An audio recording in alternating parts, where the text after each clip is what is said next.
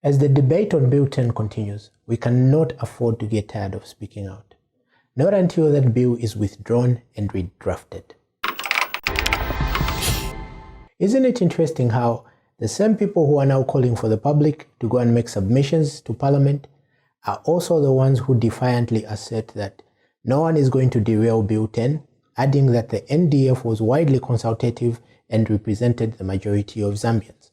Question: which majority of Zambians want to bring back deputy ministers?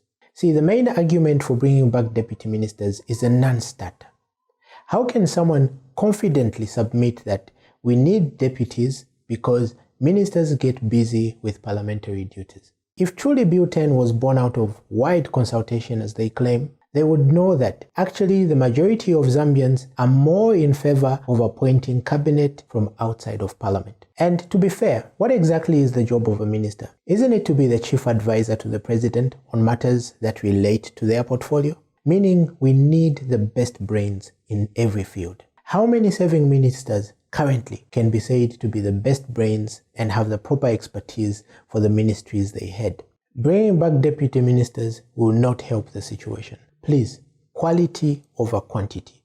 Plus, Zambia has no more money to waste on politicians. Politics is a service, or at least that's how it's meant to be. Which makes me wonder, why does this same Bill 10 want to amend Article 186? Which majority of Zambians said it's wrong to simply ask that a public officer who seeks election or is appointed to a state office shall resign? Instead, let us add that they must resign at least 2 years before the date of an election. Which majority of Zambians want their representatives to be jobless for at least 2 years so that they can come into politics hungry? Come on, it is easier for a camel to go through the eye of a needle than for a hungry politician to have integrity.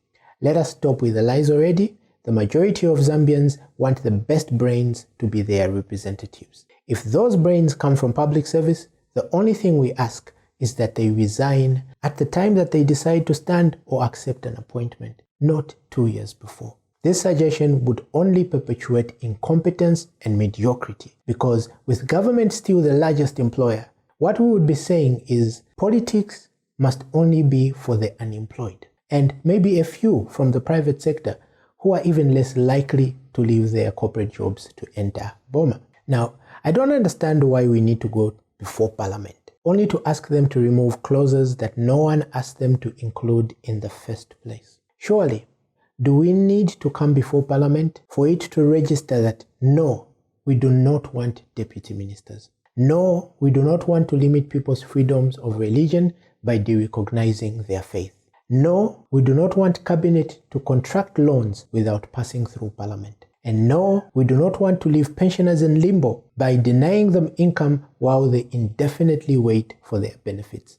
And no, we do not want to compel public workers to resign 2 years before an election to earn the right to serve their country. What we want is stronger institutions and not a weaker judiciary. I say it again, the right thing to do is withdraw this bill. This is not about politics, but about doing what Zambians elected their representatives to do, which is serve in the best interest of the people. And the country is going to thank you for it. Thank you for watching, and I'll see you next time.